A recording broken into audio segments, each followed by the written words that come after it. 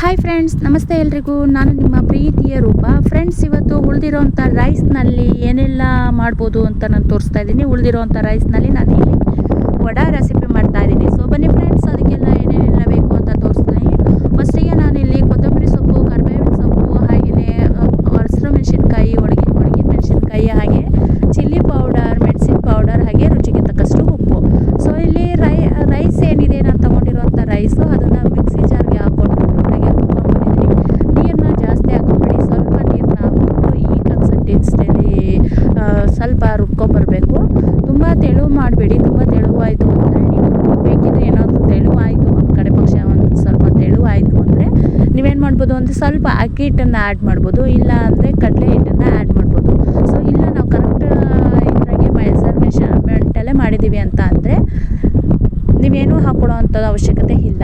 So ಇಲ್ಲಿ ನಾನು ಏನೇನೆಲ್ಲ ತೊಗೊಂಡಿದ್ದೆ, ಕರಿಬೇವಿನ ಸೊಪ್ಪು, ಕೊತ್ತಂಬರಿ ಸೊಪ್ಪು, ಹಾಗೆಯೇ ಹಸಿರು ಮೆಣಸಿನ್ಕಾಯಿ, ಒಣಗಿನ ಮೆಣಸಿನ್ಕಾಯಿ, ಏನೆಲ್ಲ ಹೆಚ್ಚಿಟ್ಕೊಂಡಿದ್ದೀವಿ ನಾವು ಅದನ್ನು ಕೂಡ ಹಾಕ್ಕೊತಾ ಇದ್ದೀನಿ. ಹಾಗೆ ಸ್ವಲ್ಪ ಖಾರದ ಪುಡಿ ಹಾಕ್ಕೊತಾ ಇದ್ದೀನಿ. ಖಾರದ ಪುಡಿ ನೀವು ಹಸಿರು ಮೆಣಸಿನ್ಕಾಯಿನ ಜಾಸ್ತಿ ಹಾಕಿದ್ರಿ ಅಂದಮೇಲೆ ಖಾರದ ಪುಡಿ ಅವಶ್ಯಕತೆ ಇರಲ್ಲ. ನಿಮಗೆ ಬೇಕು ಖಾರ ಸ್ವಲ್ಪ ಜಾಸ್ತಿ ತಿನ್ನೋರಾದರೆ ಸ್ವಲ್ಪ ಹಾಕ್ಕೊಳ್ಳಿ. ಹಾಗೆ ಸ್ವಲ್ಪ ಮೆಣಸಿನ ಪೌಡ್ರನ್ನು ಕೂಡ ಹಾಕ್ಕೊತಾ ಇದ್ದೀನಿ. ಹಾಗೆ ಸ್ವಲ್ಪ ರುಚಿಗೆ ತಕ್ಕಷ್ಟು ಉಪ್ಪನ್ನು ನೋಡ್ಕೊಂಡು ಹಾಕ್ಕೊಳ್ಳಿ.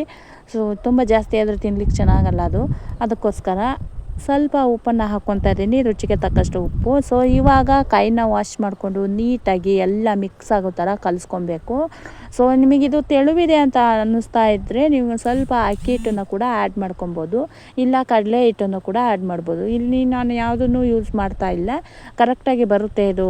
ಸ್ವಲ್ಪ ಎಣ್ಣೆನ ಕೈಗೆ ಹಚ್ಕೊಂಡು ಮಾಡಿದರೆ ಚೆನ್ನಾಗಿ ಬರುತ್ತೆ. ಅದಕ್ಕೋಸ್ಕರ ಇದನ್ನು ಎಲ್ಲ ನೀಟಾಗಿ ಮಿಕ್ಸ್ ಮಾಡಬೇಕು. ಸೊ ನೋಡಿ ಯಾವ ರೀತಿ ಕಾಣಿಸ್ತಾ ಇದೆ ಅಂತ. ಸ್ವಲ್ಪ ತೆಳು ಅಂತ ಅನ್ನಿಸ್ತಾ ಇದೆ.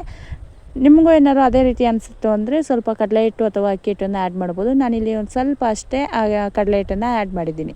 ನಂತರ ಕೈಗೆ ಈ ಥರ ಎಣ್ಣೆನ ಎರಡೂ ಕೈಗೆ ನೀಟಾಗಿ ಸರಿಕೊಂಡು ಎಣ್ಣೆ ಕಾಯ್ಲಿಕ್ಕೆ ಇಟ್ಕೊಂಡಿದ್ದೀನಲ್ವ, ಸೊ ಅದಕ್ಕೆ ಸ್ವಲ್ಪ ಉಂಡೆಗಳನ್ನ, ಒಂದು ನಿಂಬೆಹಣ್ಣು ಗಾತ್ರದ ಉಂಡೆಗಳನ್ನ ತೊಗೊಂಡು ಅದನ್ನು ಉದ್ದಿನ ವಡೆ ಶೇಪ್ ಏನು ಕೊಡ್ತೀವಿ ಆ ಥರ ಶೇಪ್ ಕೊಡಬೇಕು. ಸೊ ಈ ಥರ ಎರಡೂ ಕೈಗೂ ಅಂಟ್ಕೊಬಾರ್ದು ಅಂದರೆ ಸ್ವಲ್ಪ ಎಣ್ಣೆನ ಹಚ್ಕೊಂಡು ಆಮೇಲೆ ಈ ಥರ ಪ್ರೆಸ್ ಮಾಡಿ ಉಂಡೆ ಮಾಡಿ ಮಧ್ಯದಲ್ಲಿ ಒಂದು ಹೋಲ್ ಮಾಡಿ ಈ ಥರ ಮಾಡ್ಕೊಬೇಕು. ನೋಡಿ ಎಲ್ಲ ಒಂದೊಂದು ಸಲ ಬಿಡೋದಕ್ಕಿಂತ ಒಂದು 4-5 ಫಸ್ಟು ಮಾಡಿ ಇಟ್ಕೊಳ್ಳೋಣ. ಸೊ ಆಗ ಎಣ್ಣೆಗೆ ನಮಗೆ ಈಸಿಯಾಗಿ ಬಿಡಲಿಕ್ಕೆ ಸರಿ ಹೋಗುತ್ತೆ. ಸೊ ನೋಡಿ ಇಲ್ಲಿ ನಾನು ಎಲ್ಲನೂ ಒಂದೇ ಸೈಜಿಗೆ ಮಾಡಿಟ್ಕೊಂಡಿದ್ದೀನಿ. ಈ ಥರ ಮಾಡಿ ಇಟ್ಕೊಂಡು ನಂತರ ಎಣ್ಣೆ ಕಾದಿದೆಯಾ ಇಲ್ಲ ಅಂತ ಚೆಕ್ ಮಾಡಿಕೊಂಡು, ತುಂಬ ಜಾಸ್ತಿ ಎಣ್ಣೆ ಕಾಯಿಸ್ಲಿಕ್ಕೆ ಹೋಗ್ಬಿಡಿ ಅಥವಾ ತುಂಬ ಕಡಿಮೆನೇ ಎಣ್ಣೆ ಕಾಯಿಸ್ಲಿಕ್ಕೆ ಹೋಗ್ಬಿಡಿ. ಒಂದು ಹದಕ್ಕೆ ಸ್ವಲ್ಪ ಒಂದು ಚಿಟಿಕೆ ಹಾಕಿದ ತಕ್ಷಣ ಅದು ಚೆನ್ನಾಗಿ ಫ್ರೈ ಆಗ್ತಾ ಇದೆ ಅನ್ನೋದು ಗೊತ್ತಾಗ್ಬಿಡುತ್ತೆ. ಸೊ ಅದಕ್ಕೆ ನೋಡ್ಕೊಳ್ಳಿಕ್ಕೆ ಸ್ವಲ್ಪ ಒಂದು ಚಿಟಿಕೆ ಹಾಕಿ ನೋಡಿ. ನಾನು ನೋಡಿದೆ ಸರಿ ಬಂದಿತ್ತು, ಸರಿ ಕಾದಿತ್ತು. ಅದಕ್ಕೋಸ್ಕರ ನಾನು ಮಾಡಿ ಇಟ್ಕೊಂಡಿರುವಂಥದ್ದು ವಡಾ ಶೇಪ್ ಏನಿದೆ ಅನ್ನೋದು, ಸೊ ಅದನ್ನು ಕೂಡ ಹಾಕ್ಕೊತಾ ಇದ್ದೀನಿ. ನೋಡಿ ಒಂದೊಂದೇ ಈ ಥರ ಬಿಡ್ಕೊಳ್ಳಿ. ಸ್ವಲ್ಪ ಗ್ಯಾಪ್ ಕೊಟ್ಟು ಬಿಡಿ.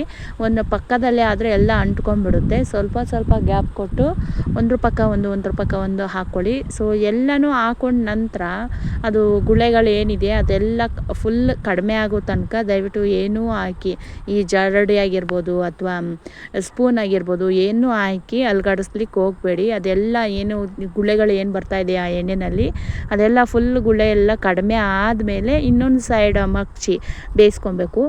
ಒಂದೇ ಸಲ ನಾವು ಹಾಕಿದ ತಕ್ಷಣ ಅದು ಇನ್ನೂ ಚೆನ್ನಾಗಿ ಬೇಯ್ತಾ ಇದೆ. ಈ ಬೇಯೋವಂಥ ಟೈಮ್ನಲ್ಲಿ ನಾವು ಜರಡಿ ಅಥವಾ ಸ್ಪೂನ್ ಏನಾದರೂ ಹಾಕಿದ್ವಿ ಅಂದರೆ ಅದೇನಾಗುತ್ತೆ, ಎಲ್ಲ ಕಲಿಸ್ದಂಗೆ ಆಗೋಗ್ಬಿಡುತ್ತೆ. ಅದಕ್ಕೋಸ್ಕರ ಅದೆಲ್ಲ ಕಡಿಮೆ ಆದಮೇಲೆ ಇನ್ನೊಂದು ಸೈಡ್ನ ಅದು ಮಗ್ಚಿ ಬೇಯಿಸ್ಕೊಬೇಕು. ನೋಡಿ ನಾನು ಈಗ ಬೇಯಿಸಿದ ನಂತರ ತೋರಿಸ್ತಾ ಇದ್ದೀನಿ ಯಾವ ರೀತಿ ಕಾಣಿಸ್ತಾ ಇದೆ ಅಂತ.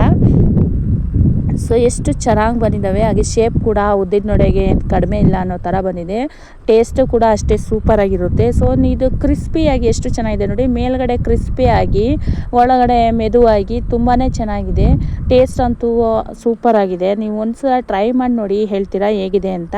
ಸೊ ಇದನ್ನು ನಾವು ತೆಂಗಿನಕಾಯಿ ಚಟ್ನಿ ಅಥವಾ ಗ್ರೀನ್ ಚಟ್ನಿ ಜೊತೆ ಸರ್ವ್ ಮಾಡ್ಕೊಂಡು ತಿಂತಾಯಿದ್ರೆ ನಿಜ ಅದನ್ನು ಎಕ್ಸ್ಪ್ಲೇನ್ ಮಾಡಲಿಕ್ಕಾಗಲ್ಲ. ಬೇಕಿದ್ರೆ ನೀವು ಒಂದು ಸಲ ಟ್ರೈ ಮಾಡಿ ಅಂತ ಹೇಳ್ತಾ, ಈ ವಿಡಿಯೋ ನಿಮಗೆ ಇಷ್ಟ ಆದರೆ ಒಂದು ಲೈಕ್ ಮಾಡಿ, ಶೇರ್ ಮಾಡಿ, ಹಾಗೆ ಕಮೆಂಟ್ ಮಾಡಿ ಅಂತ ಹೇಳ್ತಾ, ಪಕ್ಕದಲ್ಲಿ ಒಂದು ಹೈಪ್ ಆಪ್ಷನ್ ಇದೆ, ಪ್ಲೀಸ್ ಹೈಪ್ ಮಾಡಿ. Thank you.